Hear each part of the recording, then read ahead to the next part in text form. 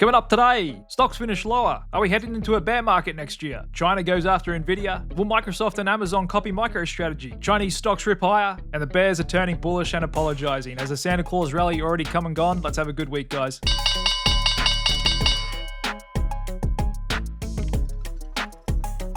And welcome back, guys. Kicking off the week on a bit of a soft note here. All indices finishing the day lower, with only two sectors finishing higher, healthcare and REITs. Some of the growth sectors of late coming a bit off today, communications, financials and utilities. And so those reversal signals we got last week may be starting to play out this week, and we could get a bit of a pullback here. One thing that caught my eye today, the momentum factor ETF, which systematically invests in stocks with the best momentum, came off quite sharply today, 2.1%. And I got to admit, even as a bull myself, as you guys well and truly know, I'm starting to see some signs of stretched sediment on top of the froth I was talking about last week. Dow Jones Industrial is the most above its trend since 1929, looking at the percentage deviation from its long-term trend, approaching 150% higher. We've only seen higher than that back in 1929. And so obviously, as I've made the point many times, the market is a lot different now than 100 years ago. However, we can't ignore the fact that technically speaking, the main US stock indices are very technically stretched. Doesn't mean they've hit a top straight away. There's nothing to stop it from going higher than 1929 either. However, it's just something to keep in mind. US large cap growth is definitely stretched, generally speaking. And just after last year, Wall Street analysts' end of year forecast for the S&P 500 all came in lower than where we're currently trading at. Seems they've done a bit of a switch and they've gone very bullish for their end of year targets next year. And here's a look at various banks from across the street and their year-end 2025 S&P 500 price targets. On average, around 6,700 is where the street thinks we'll finish next year, representing about a 10% gain from where we are now. Wells Fargo, the most bullish, UBS, the most bearish. JP Morgan's got us at 6,500. And like I said, I don't really do year-end targets, but if I were to guess, I'd go in line with JP Morgan and say about an 8% return. We've just had 2 hot years. Would be a little surprising to get another 20% plus year. However, the economy's still holding up. We've got a loose Fed, pro-business admin coming in. No doubt we'll have a correction, a few surprises. But at this stage, I wouldn't be expecting a massive fall just yet for the market. We'd really need a big catalyst for that, which could come at any moment. However, it doesn't appear to be here for the right now, just looking across markets. But like I've been saying last week, for sure, we're seeing signs of froth and sediment here in the short term. Cryptos, meme coins, meme stocks, and the assets in leveraged long ETFs exceed the inverse products by a record. Leveraged long ETFs versus leveraged short ETFs, ratio above 10. That was greater than what we saw in 2021. Now you could interpret this chart in two ways, that we're super stretched, we're due for a big pullback at least in the frothiest parts of the market, high beta and the like, or are we in a new secular regime of just a greater speculative environment, as we've seen commission-free trading, 0 days to expiry, an explosion in mobile trading apps around the world, and many parts of the market, stocks and crypto, not much different from gambling at the casino, for which mostly young men all around the world are drawn to, the lure of easy overnight gains. Along with online sports gambling being in a secular trend, I would argue some of this is going to be permanently higher, and naturally being in a bull market, people are more attracted to the leveraged long products. However, a more traditional measure, total US speculative option volume, call versus puts, that's getting back to 2021 highs. Small retail traders love gambling on out-of-the-money call options. Again, the lure of quick, easy gains is too hard to resist for some. Also, someone's created a fear and greed index from data over at Wall Street Bets. That's the forum over in Reddit where all the meme traders hang out. That too is hitting 2021 peak. An interesting article in the journal over the weekend, young men are making risky bets on crypto and politics and raking it in right now. Markets are booming, but investments and bets that disproportionately draw young men are leaving everything else in the dust. Young men are investing heavily in risky assets such as crypto and meme stocks, driven by a desire for financial success and a sense of economic alienation. And so I'm sure a few of you out there may be starting to get reminded of the 2020, 2021 kind of run up in these risky assets. And we can see we're kind of back into it again now. Even the same stocks and cryptos that ran up back then are running hot right now. Question is, how long is it going to go for? Are we in the 3rd inning or are we in the 8th inning? But again, another sign we may indeed be close to at least a short-term top. Who knows, medium-term top, and we just consolidate for the next year or two. I'm not going to go as far to say we're on the verge of a crash or anything like that. However, we are seeing signs of capitulation from long-standing bears. Wall Street veteran David Rosenberg offers up an apology for his stock market pessimism. Maybe he's tired of losing his clients' money. He went on to say,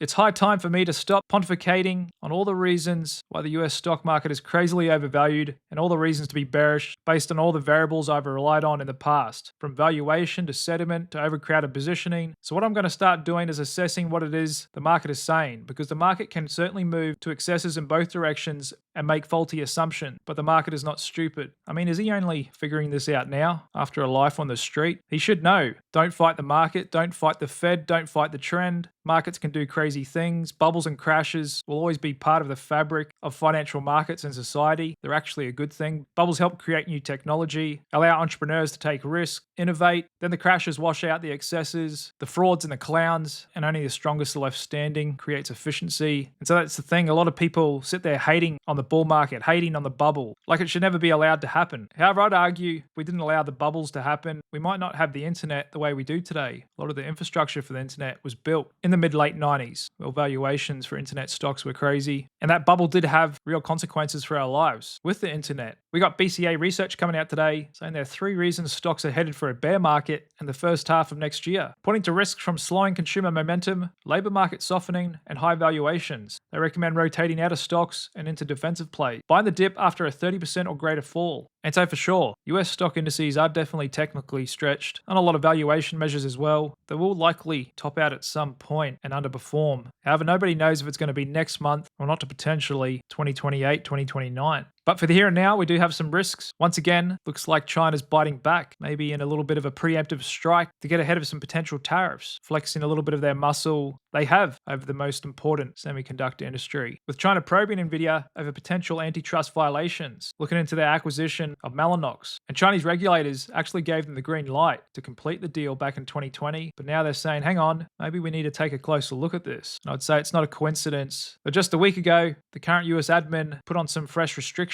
on advanced AI chips being sent over to China. They then came out the next day and announced some bans on critical rare earth elements being exported to the US. And now this week. And the market definitely appears to have taken a bit of notice of this. Nvidia down 2.5% today. Once again, pulling back after making new all-time highs. Kind of been consolidating for a few months now. Another sign things may have gotten a little too stretched in the short term is when you see a hot stock fall in price on the back of good news, which can be a bearish signal, just like vice versa. When a stock rises on bad news, can be a bullish signal. We just heard today from Palantir, the company expanded its partnership with the US government to expedite software deployment and increase the use of AI technology. So normally news like this of late has been enough to get Palantir ripping higher, which it initially did this morning. Massive gap up to $80 a share, then it put in a monster bearish engulfing. And from that open to where it closed, that was a 10% move on pretty sizable volume as well. And like I said, just going out to the monthly chart on this, not hard to argue that it may have got a little technically stretched here. And so that's what you want to keep an eye on in the market. It's the price action of the hottest stocks, because they can often be like canary in the coal mines. When these things come off hard, it can be a sign for the overall market when the hottest parts of it start cooling off. Of course, I'm not calling an end to the bull market in Palantir. I'm just saying for the here and now, we may have gotten a little too hot. We'll also be keeping an eye.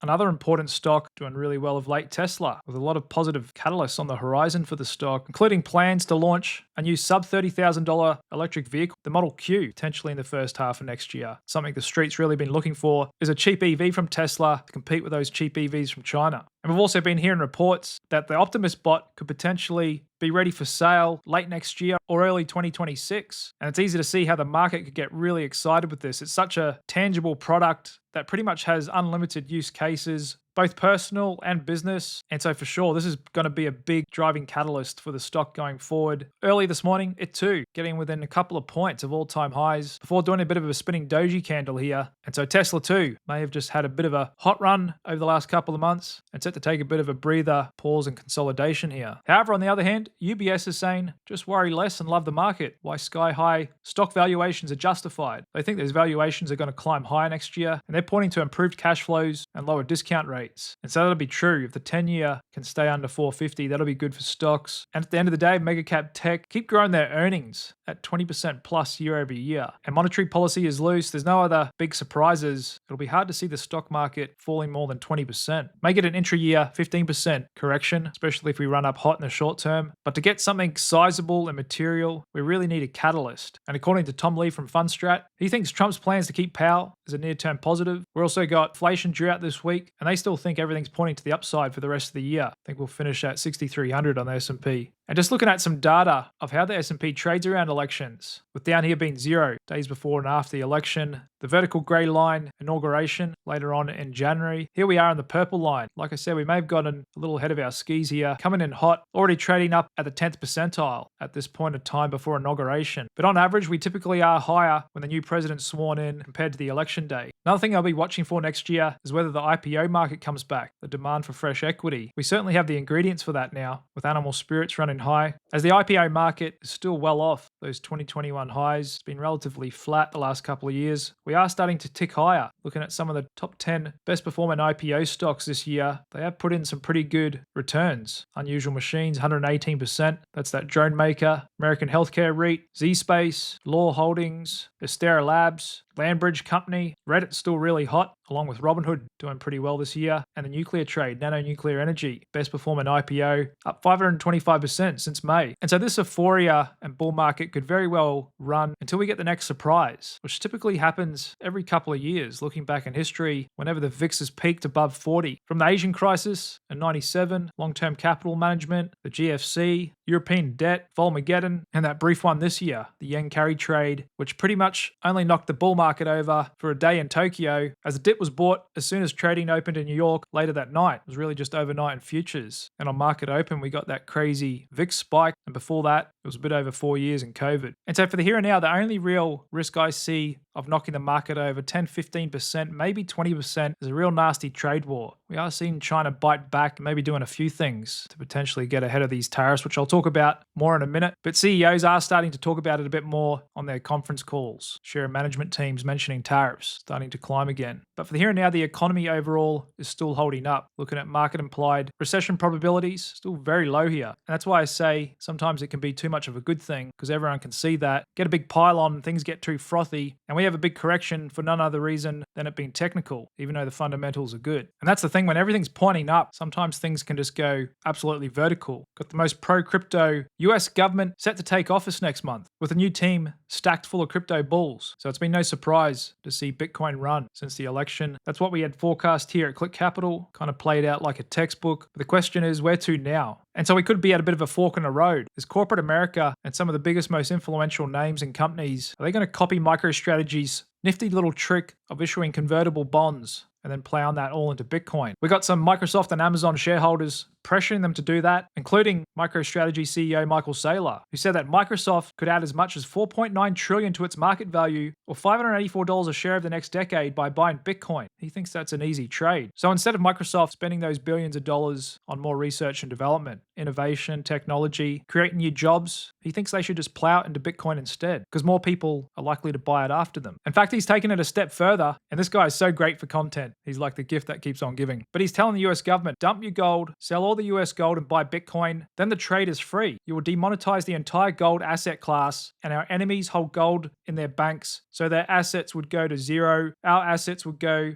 to $100 trillion. Not sure where he got that number from. I think he just plucked it out of thin air. But once again, this guy is delusional. The fact is the West owns more gold than our so-called enemies, as Michael Saylor refers to them. United States out the front, over 8,000 tons, then Germany, Italy, France, China, Switzerland, India, Japan, Netherlands, and Turkey. And we can see that in this chart here. Western Europe, North America, owning most of the gold out there. So Saylor's actually wrong. If every Western country dumped their gold and just bought Bitcoin like he wants them to, that would hurt the reserves of the West disproportionately to our so-called enemies. And so like I said, Saylor spends all his time just going around to media and podcasts, pumping up Bitcoin, pumping up MicroStrategy, even though he's personally offloading stock himself. And now he just talked with Dave Portnoy, who in my opinion probably has more negative alpha out there than anybody I've ever seen. The biggest punter, jumping on board the flavor of the month, etc. I'm sure some of you remember back in 2020, 2021, he'd just jump on the latest meme stocks, meme coins, lost a lot of money. Can't imagine how much he's lost for his followers. With his most recent one that I'm aware of, and there's probably others, Spirit Airlines, earlier this year. He jumped on board, was banging on about it all over his social media, and I'm sure millions of his followers jumped on board with him. However, fast forward to where we are now, and it's had a Q added to the end of the ticker symbol, meaning that it now trades over the counter, 84 cents. And it's just something I've noticed with Dave Portnoy over the years. If he's buying something, I definitely want to stay away from it, as he's kind of like Kramer. He just represents peak sentiment and is talking about what everyone else is talking about, and has proven over time to be a great contrarian signal. But anyway, this is a real quote from Saylor today in his talk with Dave Portnoy. Think of it like, wouldn't it be great if you had a basketball team and you had LeBron James and Michael Jordan and you had the digital version of them and they could play forever? You can get on the court and play with them. They are scoring 100 points and you score 2 points. But you are all getting rich together and you are all winning together. That's what Bitcoin is like. Everybody gets to play. I'm so certain in a couple of years, we're going to look back on this stuff and just laugh. Either that or Bitcoin really is magic digital beans. We should just forget about stocks, property, everything else. If Bitcoin's going to keep compounding at 30-40% a year, like Saylor's saying, it's going to go on forever. It's never going to end. And so are these the words of the world's first trillionaire? And it's amazing how many people he's manipulated, almost like a cult leader, to join him on this. Even really smart, qualified people. This guy's a senior Bitcoin advisor to the president of El Salvador. I'm raising my target price for Bitcoin from 220 to 2.2 million, just casually raising his price target 10x overnight. Saylor's speculative attack on the $20 trillion global gold market has a very high probability of success. Microsoft leveraging the 200 trillion global fixed income market to rug pull gold is happening. I mean, this is one of the most ridiculous things I've heard. And this is not just some little crypto kid in his mum's basement. Like I said, some of the smartest people in the world saying the most ridiculous thing, speculative attack on 20 trillion of gold. And Microsoft's going to leverage the entire global fixed income market to rug pull gold by doing what he's doing. Yeah, right. Another one, this time a Stanford PhD. Real estate is going to severely underperform Bitcoin over the next 2 decades. It won't even be close. Real estate used to be the best inflation hedge. Now we have something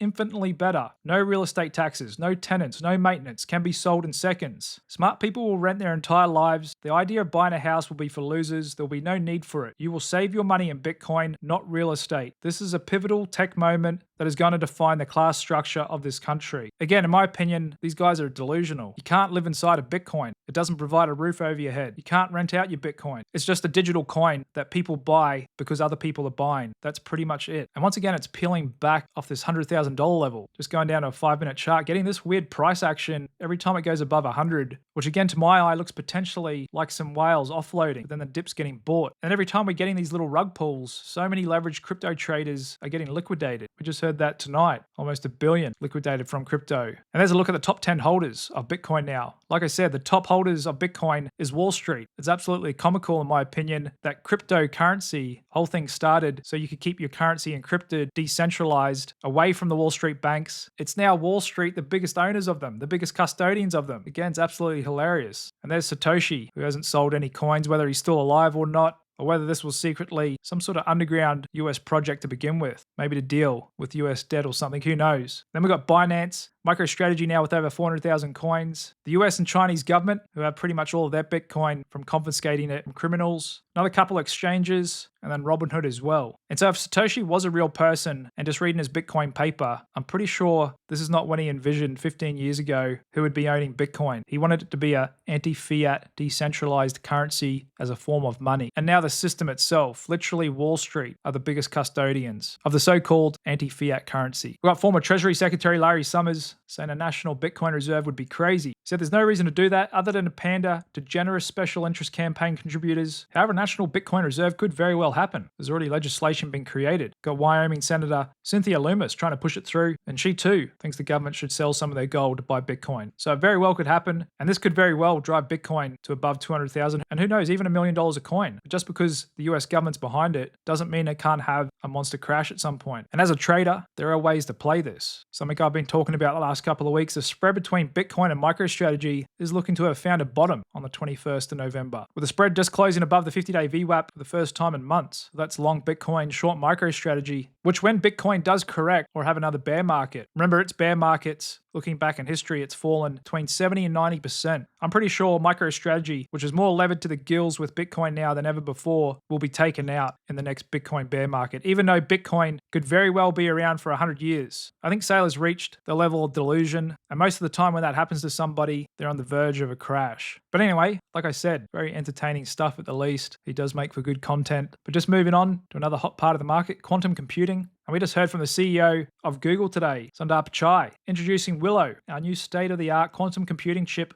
with a breakthrough that can reduce errors exponentially as we scale up using more qubits, cracking a 30-year challenge in the field. And benchmark tests, Willow solved a standard computation in under 5 minutes that would take a leading supercomputer an infinite amount of time, far beyond the age of the universe. That's a huge breakthrough. So quantum computing is real. And even though this is no big deal for the shares of Alphabet, we're still getting many of these smaller quantum computing names continuing to run. Even this one today, Quantum SI, up almost 50%. And once again, wherever there's an industry of the future, you can find China right up in there doing their best to compete. They also developing a record-breaking 504 qubit quantum computer, making a significant leap in quantum computing. And speaking of China, we had a good rip in Chinese stocks today, as we heard some new measures from China, using the most direct language yet on easing monetary policy and boosting domestic consumption. They vowed to embrace a monetary loose strategy for monetary policy next year, marking its first major shift in its stance since 2011. Top leaders pledged to take more proactive approach on fiscal policies, stabilizing property and stock markets, while promising to forcefully lift consumption. Like I said, they're not going to stop until they get underneath their markets. And looking at Chinese securities today, we did get quite a significant bump. FXI up 8.2%, 180 million units traded. KWEB, which a few hedge fund managers had been buying the dip on of late that I'd noted, up 10% today. And two Chinese stocks that I own for the long term, Alibaba, having a pretty nice bounce there today, along with Tiger Brokers, up 26% today. Regular viewers know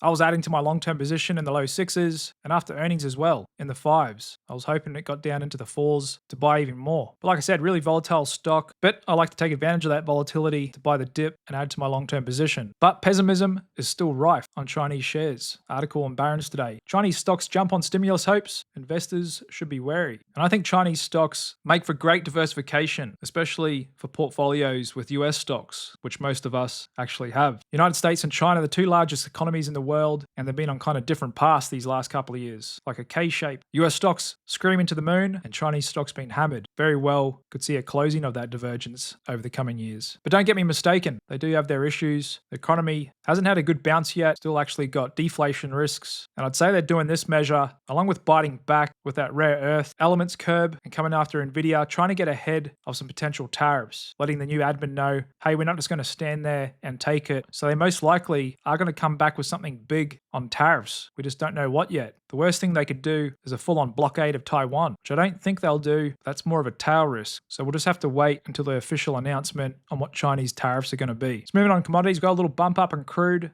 After the fall of Assad, guy who's headed up Syria for a long time, very controversial guy, killed a lot of his own people, and his regime was taken down by rebel forces. And apparently Assad's fled the country, taking refuge in Russia as he's mates with Putin. But a bit of a power vacuum in Syria now, after him and his family have been ruling the country for 50 years. But all in all, it's unlikely to have a material impact on the flow of global crude. Just a slight little bump up there for crude, but once again, just hovering above this key support zone, $68 a barrel. And one thing we do have is a lot of bullish seasonality, crude and oil, over the next couple of months. So this loss of support would be in the face of that bullish seasonality. Gold as well just bumped up a little bit, but nothing too much to speak of. And just moving on, looks like the guy who killed the United Healthcare insurance CEO was just arrested, 26-year-old. And just interesting to read his profile. Wasn't just some whack job. Apparently went to Penn State University, qualifications in computer science. He wrote a manifesto against the US healthcare industry. He was said to have hated the medical community after losing some family members. He once worked in an assisted living facility, and a screenshot of his profile on X shows an X-ray. Looks like he's got some bolts in his spine, and for all intents and purposes, just appeared to be like a normal guy who hated the healthcare industry so much, he went and killed one of the most important CEOs in it, which of course is not justified, but could rather be an unfortunate symptom of the state of the US healthcare industry. And just looking at the United Healthcare Group Facebook page, their post saying they're deeply saddened and shocked at the passing of Brian Thompson, the number one reaction emoji on the post was laughter. And this is from people that follow them before they had to turn off reactions and comments on it, which again, in my opinion, is just another sign of the US healthcare industry, as this shouldn't be normal. Someone getting gunned down, then most people react with a laughter emoji. And just in another sign of how ridiculous the crypto industry is, there's already a Luigi coin. This is the guy who killed Brian Thompson. That's right, he's now been turned into a cryptocurrency, which even when this guy posted it, we're going to go extinct. It was trading at 1.7 cents with a market cap of 18 million, and by the time Ramp Capital posted it, I hate everyone, it almost doubled to 3 cents. So the Luigi coin got a market cap of over 30 million. And again, there's no better way to illustrate that crypto is just an expression of sediment, liquidity, bullishness, and just outright disillusion, because there's no way this will ever be a real currency. It's just a way for people to pump on the internet, create a pyramid scheme, pile on top of one another before an inevitable rug pull. So if that's the pointy end of crypto, know what's its underlying foundation built on. Maybe the same thing, just on a more grander scale. Or like I said, maybe we should just all throw out our finance books in 5 years, do what Saylor and all the other maximalists are saying, sell all our stocks, real estate and gold, and just pile into Bitcoin because it's going to compound at 30-40% per year into infinity. However, let's see how it all plays out. But just to end on a more positive note, some of the top performing S&P 500 stocks over the past 5, 10, 15 and 20 years. Nvidia, number one in all time frames. Interesting to see Texas Pacific Land, a land REIT, showing up in all time frames as well. In fact, the third best performing S&P stock over the past 20 years, up over 30,000%. But what you also notice, it's not all tech stocks. Builders First Source, United Rentals, Domino's, Monster Energy, but of course, semiconductors and tech stocks is the most common theme from the best returners. And this chart really illustrates the advantages of reinvesting dividends. S&P 500 total returns from 1978 with dividends reinvested versus just S&P 500 price returns. So starting with 10,000, if you didn't reinvest your dividends, it's almost 500,000 45 years later. However, reinvesting those dividends, pretty slow to start with. However, over time, it's how you get that compounding machine more than 3 times finishing value versus not reinvesting. And so dollar cost averaging, dividend reinvesting, and diversification, they're all the free lunches in investing, and every investor should practice all 3. And just wrapping things up, we've got the VIX starting the week off with a little jump here, just getting above 14, and the 10-year yield at 420. And sector breadth, pretty soft up the front. Actually got REITs holding up the best there today, along with discretionary and tech stocks in the short term. Energy and utilities quite oversold as well. Otherwise, it was really China taking the lead today. And once again, like I said, providing good diversification from American shares, which depending on how inflation goes this Wednesday, we may indeed get a little bit of a pullback this week. Like I said, there are signs of froth in the market, stretched sentiment in the short term, which could be clashing a little bit with this typically bullish seasonal period. As always, we'll just have to see how the cards fall and play them the best we can. Thanks very much for sticking with Click Capital, and I'll see you guys again tomorrow. Cheers.